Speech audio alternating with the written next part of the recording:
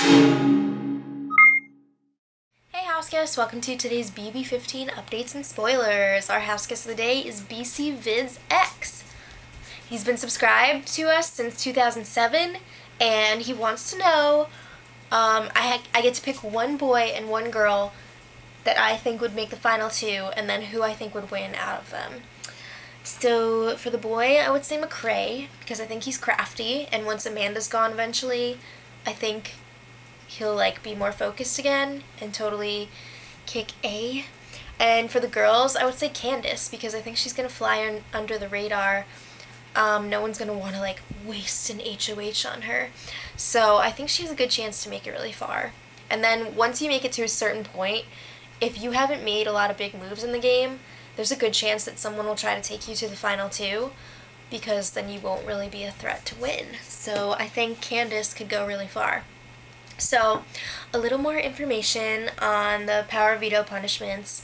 I believe the alarm in Judd's solitary confinement went off every 9 minutes for 24 hours. Now, he didn't seem to have too much of a problem sleeping through the alarm, but apparently it was pretty loud throughout the rest of the house, so that had to be annoying.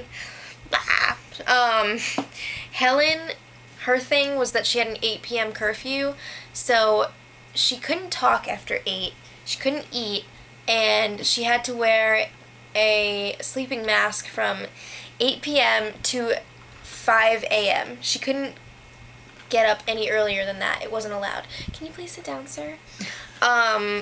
So I don't know if she actually had to go to sleep at 8, or it's what else would she do? But that's what happened. And she has to do that tonight too, and then she's free. You're eating all my things. So McCray's birthday is today. Happy 24th. And they had a little celebration for him at midnight last night. Homer.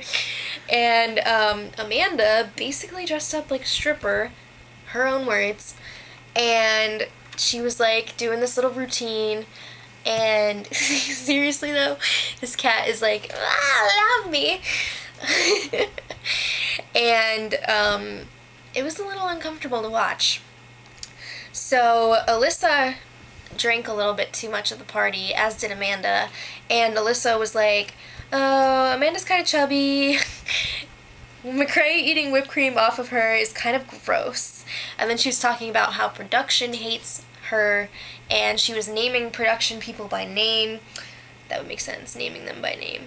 And she also said that production wanted her to shut down Amanda's striptease, and then Amanda was crying about it, and she was like, she called me a stripper, blah, blah, blah. Meanwhile, Amanda had just called herself a stripper, maybe an hour before. So she was definitely a little bit influenced by the alky. So that was creepy. Judd got out of solitary confinement around 5 p.m. today, and there's been a lot of drama in the house with the whole Alyssa and Amanda thing, and then Aaron and Caitlin had a little tiff. There were more offensive things being said last night. Spencer called Helen Kim Jong-il again. Gina Marie was bringing out more about how Candace is white, but then she's black, and she doesn't know what she is, and all that BS. So it's pretty ridiculous. There's not a good atmosphere in the house right now. Judd also heard Caitlin scheming last night from the solitary confinement room, and now it looks like he definitely wants her to go, but it seems like the rest of the house wants Aaron to go. So it's going to be interesting to see if he can convince everyone that Caitlin needs to get the boot.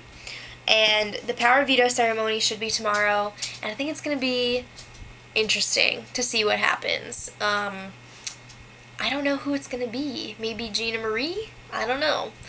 But tune in tomorrow if you want to know. So until next time, much love.